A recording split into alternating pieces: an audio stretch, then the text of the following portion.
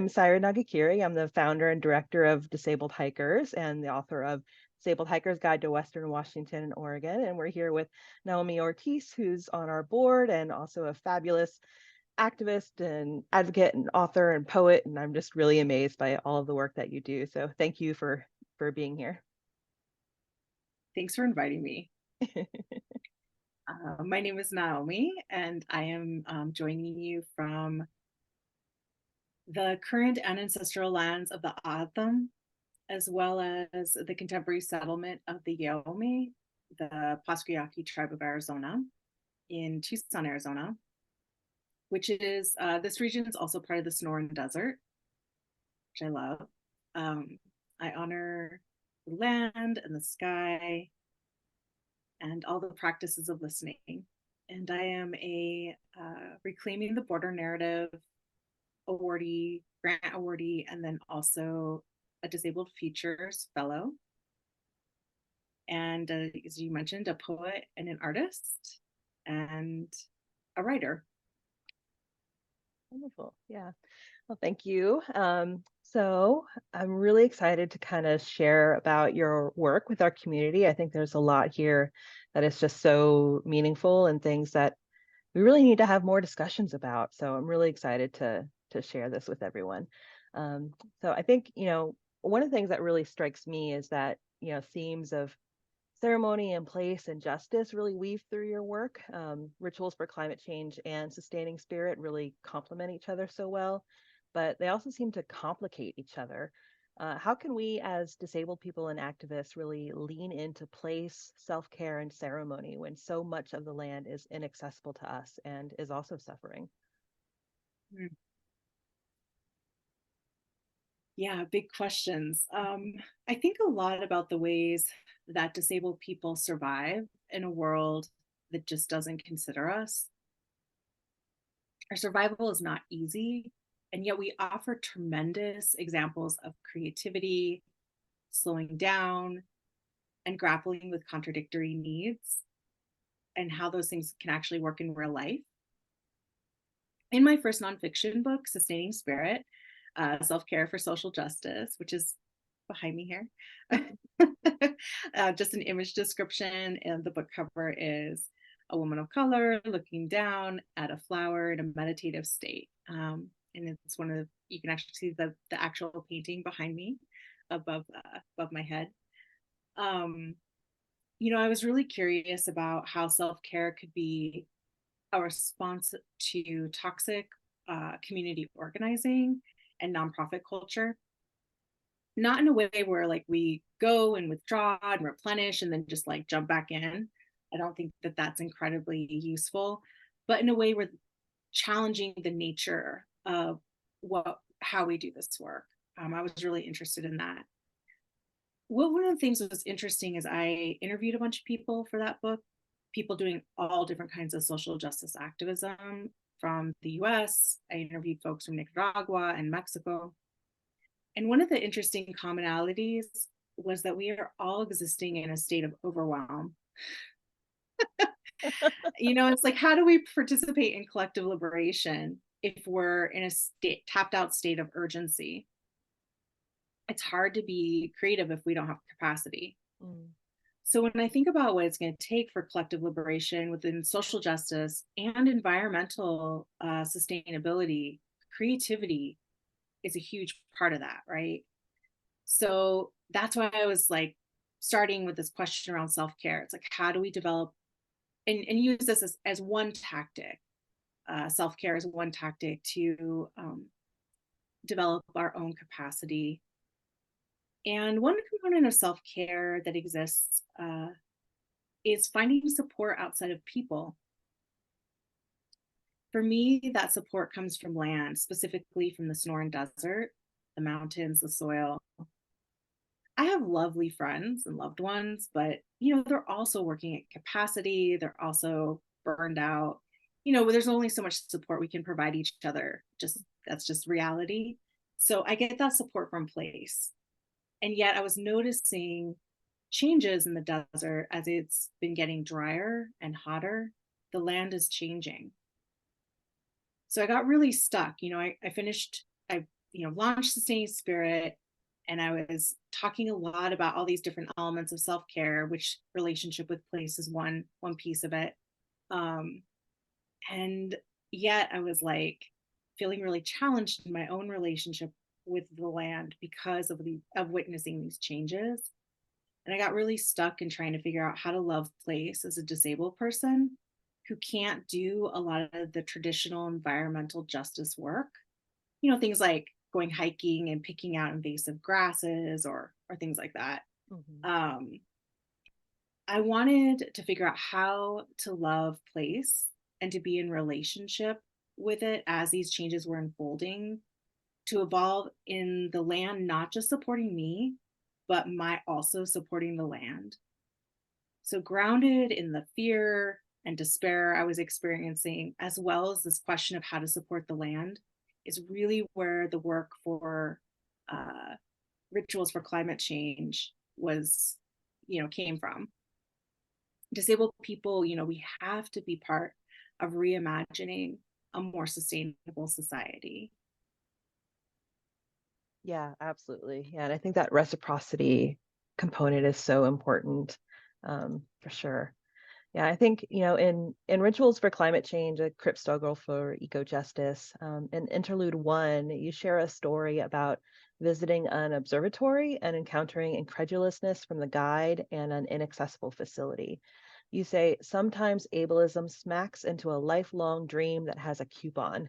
And I laughed so hard at that. It really reminded me of all the times that I have been so excited for something that seemed to be a less remarkable experience for the more abled and financially privileged people in the group, and how that definitely can cast a shadow on the experience and definitely impact that. Yeah, Later on, yeah, absolutely. yeah. Later on in the piece, you talk about how you have also been like unimpressed by everyday miracles and feel most centered in the spaciousness of the universe.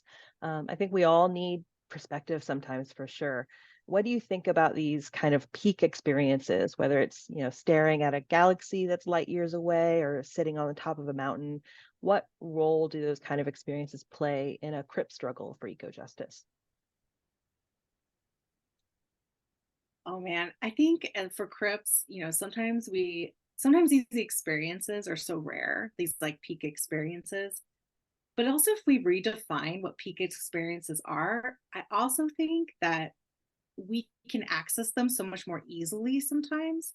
Mm. So, for example, because I go slower, I can't I'll be sitting at so a lot of my experiences with places like sitting on the edge of a parking lot or at the beginning of a trailhead, I bring a little bench, or I have my wheelchair, and I'm just chilling out, watching, observing, doing my thing.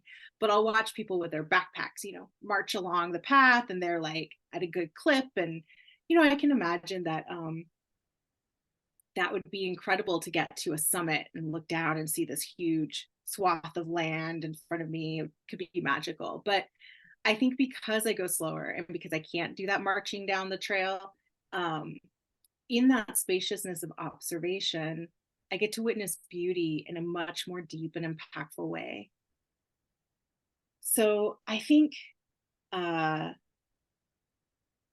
finding peak experiences for me is like watching a lizard jump from a rock like several feet up onto a big boulder. Mm. It's totally amazing. These teeny little legs, somehow they like spring, like like you would imagine a squirrel or something. I don't know how they do it. Or like watching a mother hummingbird feed a baby hummingbird. These things that I get to just observe because I'm slow and I'm sitting there and I'm paying attention.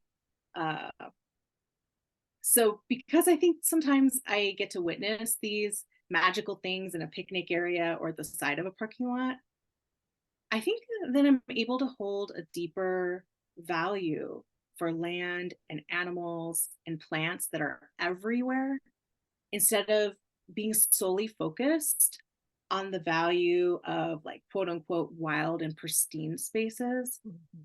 So it's like, because I'm seeing life and all these magic happen next to what we consider,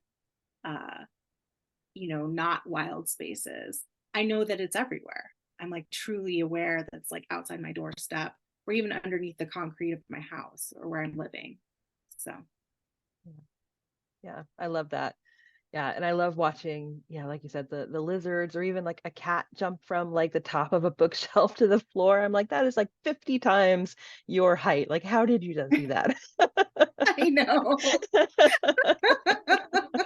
It's Yeah, and amazing. it is. Yeah, yeah. And I really love how you talk about nature as everywhere in Nature Defined, another section in the book. You say that nature is in the edges between this world and the next, the cusp of human dominated and wild, and in the relationships between one living thing and another. Do you experience nature as a borderland? Mm. So, as a child of formerly undocumented Indigenous and multiracial people, I have always been enmeshed in a political reality of being in between. Mhm. That political reality has, is even more embodied as I navigate society as a disabled person. Living next to a militarized border and driving through checkpoints that are set up, 5 to 25 miles away from the actual borderline is part of my everyday life. But but borderlands are constructed.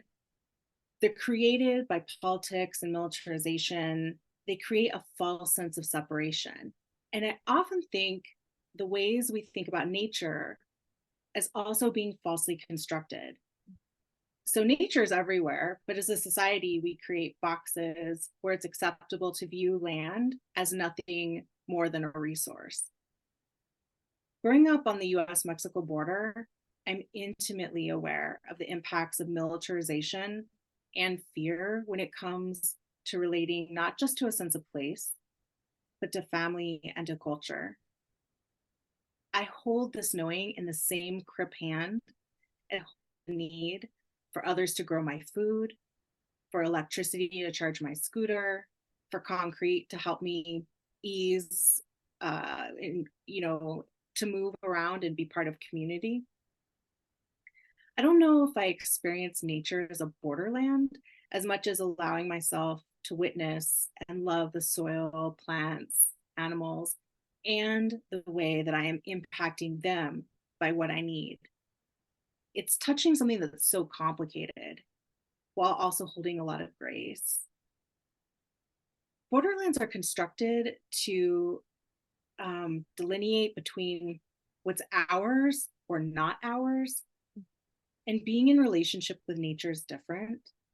It's about consistently being in the challenging perspective of how we are sharing what exists. For me, that means challenging myself to think more deeply about what I need or do not need.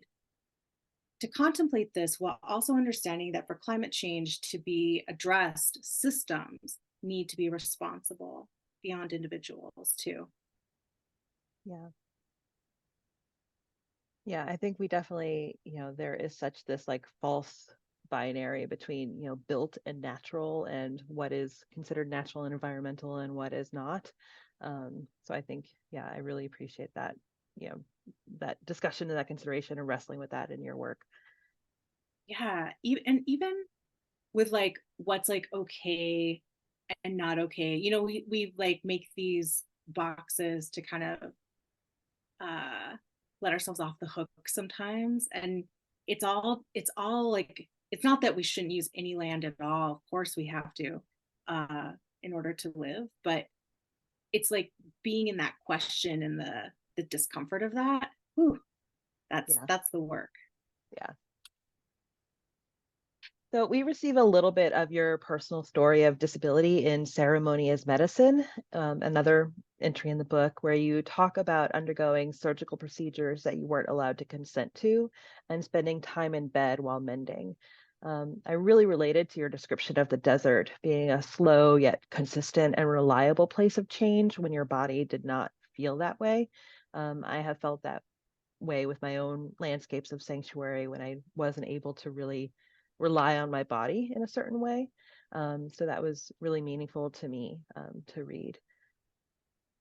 You also speak to the ways that you feel both called to and repelled by the desert, with the ways that places are losing that kind of reliable and consistent change as the climate crisis escalates.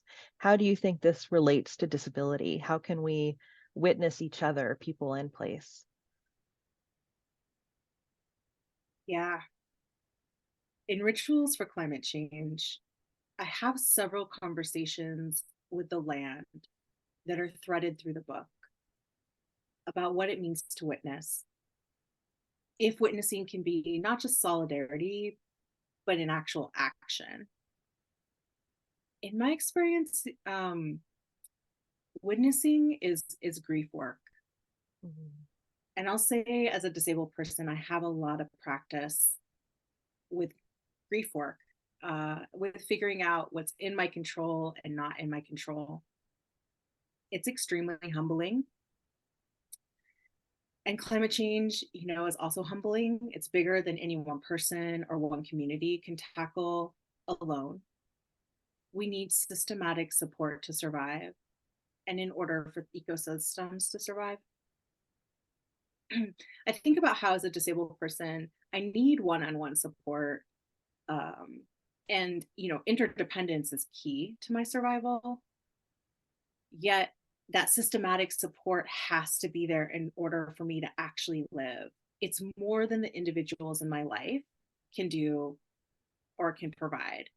And so I think it's like holding this both and, right? It's like we need our own individual practices of witnessing and doing this grief work, while at the same time being part of the conversations that are happening at a systematic level to think deeper about what we can do. How do we move forward together? Yeah. Yeah, and you write a lot about that, about vulnerability and interdependence, especially in sustaining spirit. What does this mean in the context of disability and climate change when our interdependence can feel so vulnerable? Yeah. I don't know how you feel about this, but to me, disability is just confrontation with vulnerability all the time, over and over. All the time.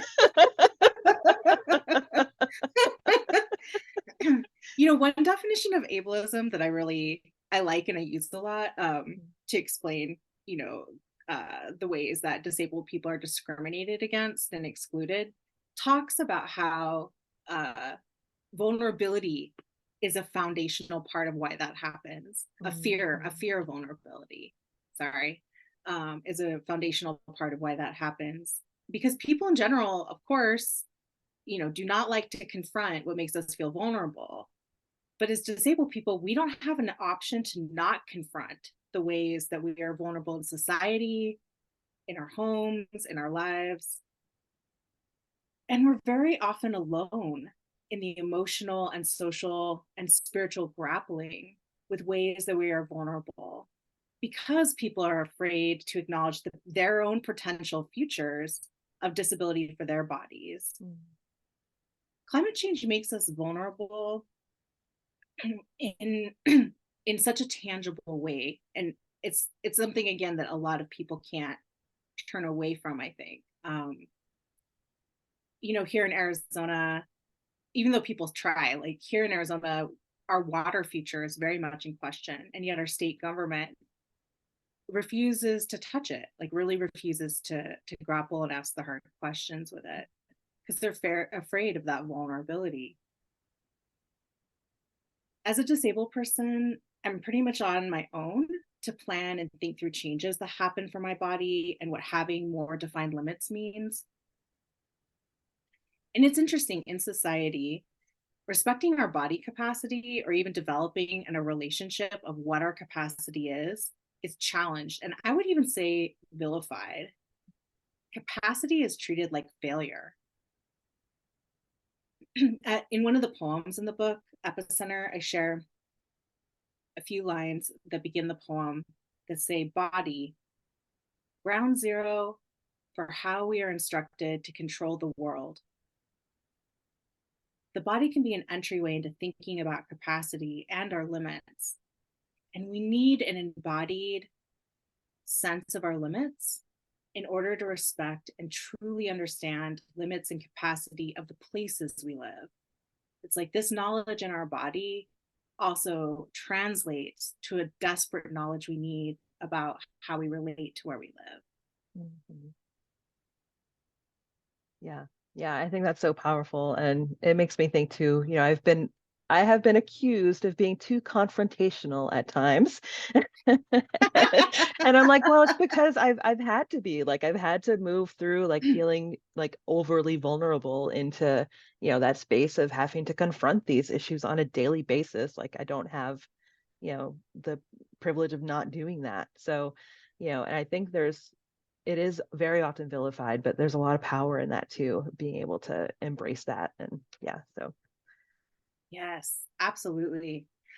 Yeah. And I think people really react to the confrontation that happens around capacity uh, in that same way that we react to our fear of vulnerability. It's like it's all related. And so, how do we unpack that and start really challenging and working on that within ourselves?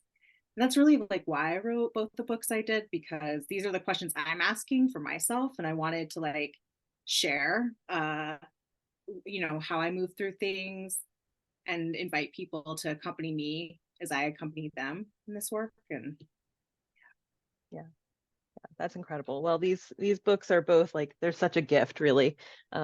They sit out on my table and I pick them up pretty often and just flip through and say, okay, what can I read today? So yeah. thanks so much, Syren. Yeah. Yeah. Well, is there anything else you would like to say? How can people learn more about your work, order the books? Yeah. Yeah, so you can find information about the books on my website, which is my name, naomiortiz.com. And I think we can put that below somewhere, the video. Yeah. And yeah, there is the ability to get Sustaining Spirit in a bunch of different ways.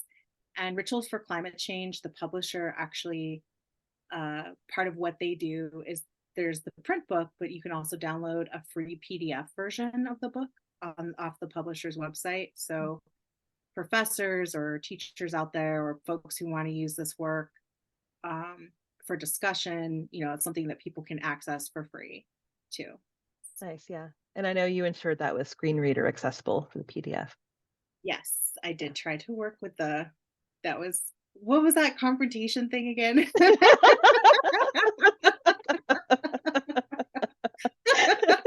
But my publisher actually was like super, they stepped up, they did it. And so we worked in partnership on it. So it was great. Nice. Yeah. Great. Yeah. Well, is there anything else you'd like to share or do you have anything exciting coming up that you'd like people to know about? Ooh, I feel like I've just come off this huge a few months of doing all these book events and stuff. So if you're interested in hearing some from the book and you enjoy, like, I really love story time personally, or like I feel like people are just reading to me. I also have videos on my website of talks and readings I've done from the book. So people can access those on my website as well. If you're interested just in learning more, hearing some directly from the book. Great. Yeah. Yeah. This is a good season for story time too. Yeah. All right. Well, thank you for sharing a little bit about your books and your work with us. I'm really excited for the community to get to know a little bit more and to find you in all the places. I know you also have an Instagram as well, right? I do. It's now these writer artist is my Insta. Great. Yeah, we'll link to that as well. Great. Thanks so much, Syren. And thanks Yeah. for all the amazing work that Disabled Hikers does. Thank you. Yeah. Yeah. I'm honored to kind of be in it with everyone. So yeah.